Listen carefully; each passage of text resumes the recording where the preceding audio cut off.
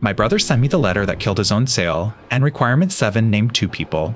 It came from the buyer's title insurer. Page 4 lists what somebody has to clear before a house can change hands. My name is Nora. My mother died in March 2017 and left the house on Delmar Street to her 4 children in equal shares. That June, I signed a page my brother's lawyer drew up. It said I refused my share, and I have not owned a quarter of that house since. Then 9 years later, he called me a thief.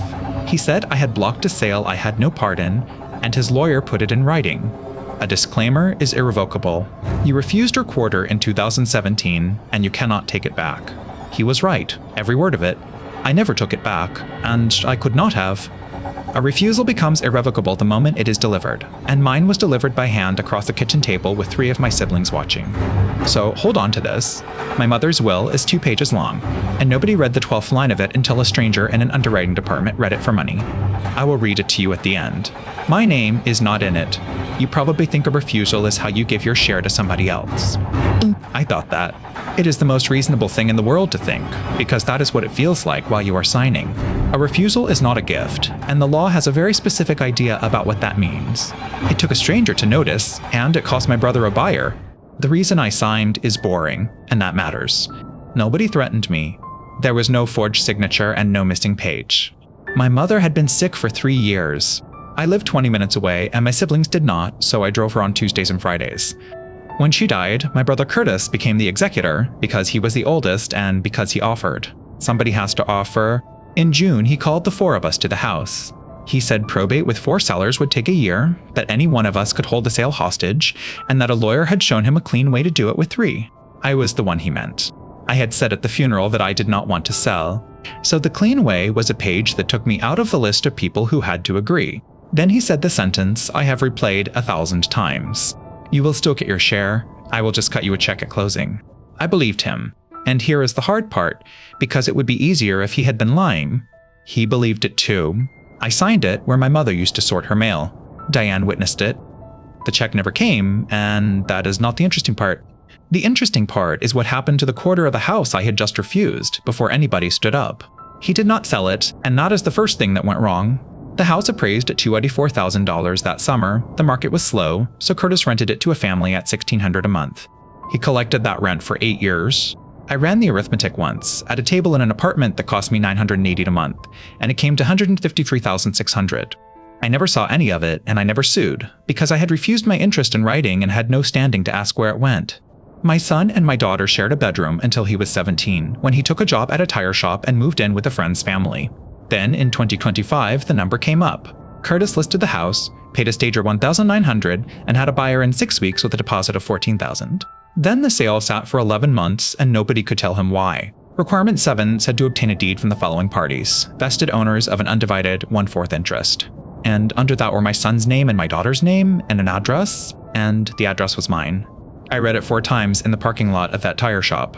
My children owned a quarter of my mother's house.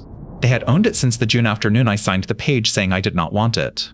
Not because somebody found an error, not because of a trick, because that is what the page I signed does, and it did at the moment Diane witnessed my name. Curtis did not send that letter to give me good news. He sent it to prove I had cost him a buyer. He thought requirement 7 was a problem I had created and would have to go fix. He had it backwards, and the reason is 4 rules long. Rule 1. A refusal is not a transfer, an assignment, or a release. Those are the statute's words, and they are doing real work. When you sign a deed, you are moving something.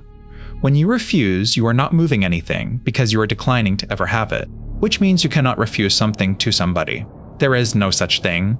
If I had written my brother's name on that page, it would not have been a refusal at all. It would have been me accepting a quarter of a house and handing it over, and the tax code calls that a gift. Rule 2 is the one that decided everything. If the person refusing is an individual, the interest passes as if that person had died immediately before the time of distribution. Read that in plain English. The law does not ask what I wanted, or who was in the kitchen, or what my brother promised. It pretends I was already dead when my mother died, then looks at her will to see where my share goes without me. Rule 3 says the document decides where it goes, not the people in the room. And if the will would have sent my share down to my own descendants had I really died first, the statute says the refused share passes only to my descendants. Rule 4 is the one my brother's lawyer quoted at me. A refusal becomes irrevocable when it is delivered. He said it in bold type in the middle of his letter, and he was right, and it is the reason he lost. Because you are waiting for me to tell you the refusal was defective. It was not. It was timely, it was in writing, it was signed and delivered and witnessed, and it did precisely what it says on its face. It worked exactly as written. My brother did not fail because the paperwork was sloppy. He failed because it was clean. A refusal that works sends the share where the document says, and the document did not say Curtis. It said children, and then it said something else, and the something else is the 12th line. I want to be careful here because the last thing I want is somebody hearing this and thinking there is a clock they can beat. There is no clock in this story. Nothing expired. Title moved in June 2017 and has not moved since, and my children were owners for 9 years without knowing it. What ran for 9 years was not a statute. It was the fact that nobody read 2 pages.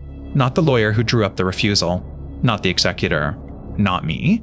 And I lost the most by not reading it. The first person who read it was paid to be suspicious. There is a rule about 9 months, and my brother's lawyer got it right, and I want to show it to you precisely because it is correct and decides nothing. Most of what happens to families happens in that gap. On the tax side, a refusal has to be in writing and delivered within 9 months of the death to be what the code calls qualified. My mother died in March, and I signed in June, so it qualified with 6 months to spare. His lawyer put that in his letter as proof everything had been done properly. And it had been. That is not sarcasm. Had I signed in 2019 instead, the refusal would still have moved the property. It would simply have counted as a gift from me, and on an interest worth about $71,000, nobody would have owed anything. Do you see what the 9-month rule does and does not do? It decides whether the government treats the refusal as your gift. It has nothing whatsoever to say about where the house goes. Every professional in this story was looking at the calendar. Not one was looking at the sentence. And nobody looked at who my children were in June 2017. In June 2017, my son was 12 years old and my daughter was 9. Which means that on the afternoon I signed, a quarter of a house on Delmar Street passed to 2 children who were, at that hour, at a public pool about 4 blocks away. And that is why 9 years went by. If Curtis had tried to sell in 2017, he would have needed to convey their interest, and you cannot get a deed out of a 12-year-old. He would have needed a guardian appointed for them, a judge to approve the sale of a minor's real property, a hearing, a filing, and somebody in a robe asking out loud where this 1/4 interest came from. Any of that would have exposed it inside a week. His shortcut is the only reason it stayed hidden from him for 9 years. He rented instead, and a landlord does not need anybody's deed. By the time he wanted to sell, my son was 21 and my daughter was 18, and they could sign for themselves. Curtis learned that from the same letter I did, so he made them an offer, and the number is the whole story of how he saw us. The house was under contract at $412,000, so their quarter came to about $103,000. He offered them $9,000 to sign a deed. He did not offer it to me, and I want to be fair about the reason. He did not think he owed me anything, and legally he was right. I refused. I have no interest in that house and never will. My daughter asked what she should do. She was 18 and had never owned anything except a phone she was still paying off. I told her I could not advise her because she had gotten it from me by the accident of a sentence, and I had already been generous once with something I did not understand. She said no. My son said no. Not out of revenge either. She said, and I am quoting her exactly, if it is worth $9,000 to him, then he already knows what it is worth. The buyer walked in April and took the deposit of $14,000 back with him. Curtis had paid $4,200 to a lawyer, $1,900 to a stager, and 11 months of a mortgage on a house he could not deliver. He called me for the first time in 9 years. He asked how I had done it. I told him I had not done anything. I signed the page he put in front of me and did exactly what he asked. So here is the 12th line, the way a volunteer typed it at a legal aid clinic in 1994 for free, while my mother waited in a plastic chair with a number in her hand. All the rest and residue of my estate I give in equal shares to my children, and to the descendants of any child of mine who doth not survive me by representation. My name is not in it. None of our names are. My mother did not protect me, and I have made peace with that, because she could not have imagined any of this. That clause exists for a different tragedy.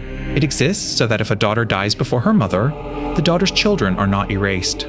It is a kindness somebody wrote for the dead, and my brother asked me to sign a page that says, in the only language the law actually understands, that I was not there. So the law did the one thing it knows how to do with a daughter who is not there. It looked past me, found my children, and handed them the quarter he was trying to take out of my hands. My brother did not need me to be generous, and he did not need me to be foolish. He needed me to sign a page that pretended I was dead, and the only mistake he made was that the law believed him.